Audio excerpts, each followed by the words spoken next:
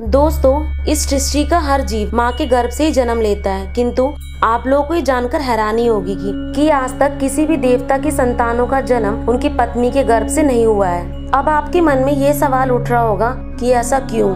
तो आपको बता दे कि ऐसा माता पार्वती के शाप के कारण हुआ कि आज तक किसी भी देवता की पत्नी ने अपनी कोख से संतान को जन्म नहीं दिया। तो आइए जानते हैं इस प्रचलित कथा के बारे में, जिसका वर्णन स्कंद पुराण में विस्तृत रूप से किया गया है। तो स्वागत है दोस्तों मिथिकुक में। स्कंद पुराण की यह कथा उस समय की है जब माता सती अपने पिता दक्ष के यहाँ यज्ञ में गयी और वहाँ अपने पति शिव के अपमान को सहन न कर सकी और उसी यज्ञ में स्वयं को आत्मदाह कर लिया। इस बात का जब भगवान शिव को पता चला तो वह अपने गण नंदी के साथ हिमालय पर चले गए और वहाँ पर उन्होंने कठिन तपस्या की। इधर ताड़कासुर परमपिता ब्रह्मा की कठोर तपस्या कर रहा था। सैकड़ों साल घोर तपस्या करने के बाद एक बार ताड़कासुर ने परमपिता ब्रह्मा को प्रसन्न कर लिया। वे उसके सामने प्रकट हुए और बोले, हे वत्स, मैं तुम्हारी तपस्या से प्रसन्न हूँ, अब तुम मुझसे वर मांग सकते हो।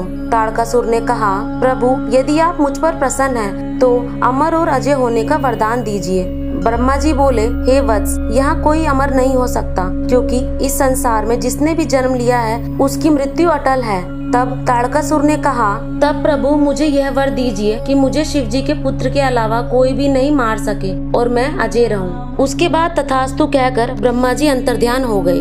दोस्तों, ताड़कासुर ने यह आशीर्वाद इसलिए मांगा क्योंकि उसे पता था कि माता सती के आत्मदाह कर लेने के बाद भगवान शिव कभी भी विवाह नहीं करेंगे और वह विवाह नहीं करेंगे तो पुत्र कहाँ से होगा। लेकिन वह यह नहीं जानता था कि समय आने पर उसकी मृत्यु अवश्य होगी। ब्रह्मा जी से वरदान लेने के बाद ताड़कासुर असुरलोक वापस आ गया और वहाँ पर शासन करने लगा और फिर कुछ समय बाद उसने पाताल लोक और पृथ्वी लोक पर आधिपत्य स्थापित कर लिया।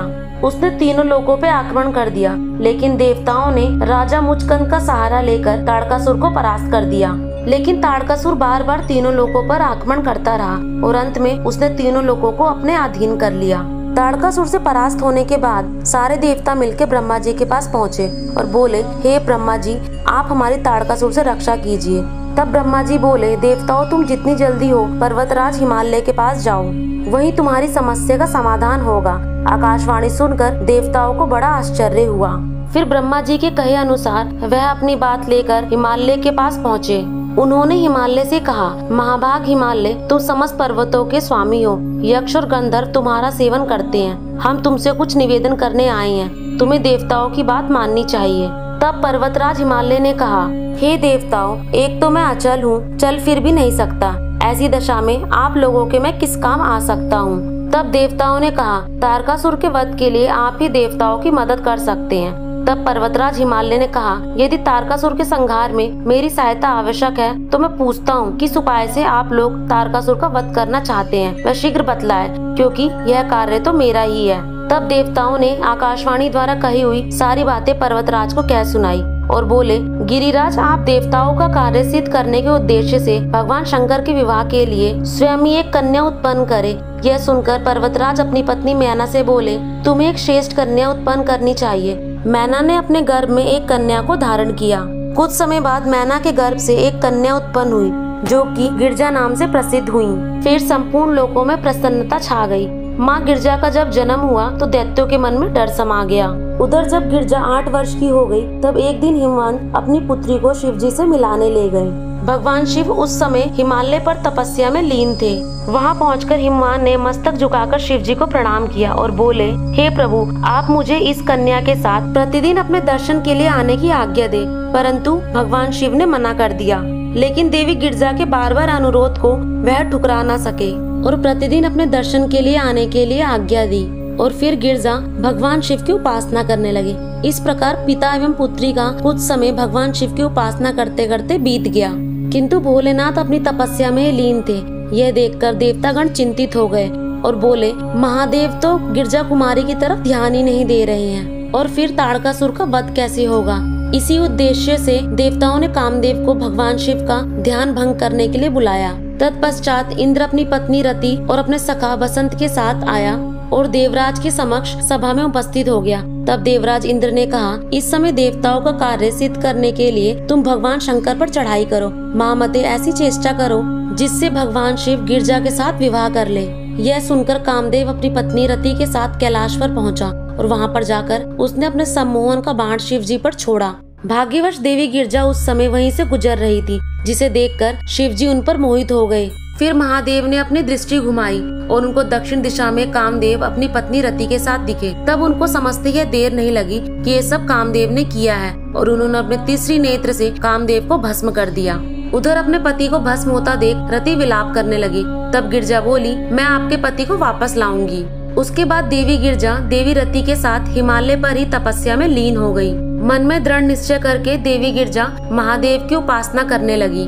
पार्वती के उस कठिन तप से संपूर्ण जगत संतृप्त होने लगा। तब सारे देवता और असुर मिलकर भगवान शिव के पास गए, जहाँ पर वह समाधि में लीन थे। वहाँ पहुंचकर उन्होंने भगवान शिव की स्तुति करी। काफी समय तक स्तुति करने के बाद भगवान शंकर ने अपनी आंखें खोली और बोले, आप सभी मेरे पास क्यों आए हो? तब देवता बोले, हे प्रभु, तारकासुर ने देवताओं को महान कष्ट पहुँचाया है। वह देवताओं का घोर शत्रु है, अतः हमारी प्रार्थना है कि आप पार्वती जी का पाणी ग्रहण करें। तब शिव जी ने यह कहकर मना कर दिया, अगर मैं गिरजा देवी का वरण कर लेता हूँ तो आप सभी एक बार फिर सकाम भाव से युक्त हो जाएंगे और निष्काम भाव से पूर्ण परमार्थ के पथ पर चलने में असमर्थ हो जाएंगे।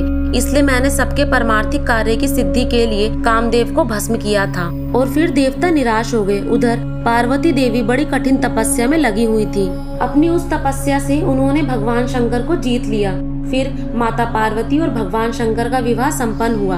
जब भगवान शिव और माता पार्वती अपने एकांत मिलन में लगे थे, उसी समय वहाँ पर देवतागण पहुँचे और भगवान शिव की जोर जोर से स्तुति करने लगे, जिसके कारण भगवान शिव और माता पार्वती का मिलन भंग हो गया। फिर माता पार्वती क्रोधित हो गई और वह कैलाश पर्वत के द्वार पर आई और बोली, बुद्धिहीन देवगण, आप लोगों ने असमय यहाँ आकर शिव और शिवा के महामिलन में बाधा डाली है। इसलिए मैं आप सभी को शाप देती हूँ कि आप लोग भी सदा निसंतान ही रहोगे, अर्थात आप लोग की पत्नियां अपनी कोख से कभी संतान को जन्म नहीं दे पाएंगी। कहा जाता है कि इसी शाप के कारण आज तक कोई भी देवता या उनकी पत्नी माता पिता नहीं बन सके।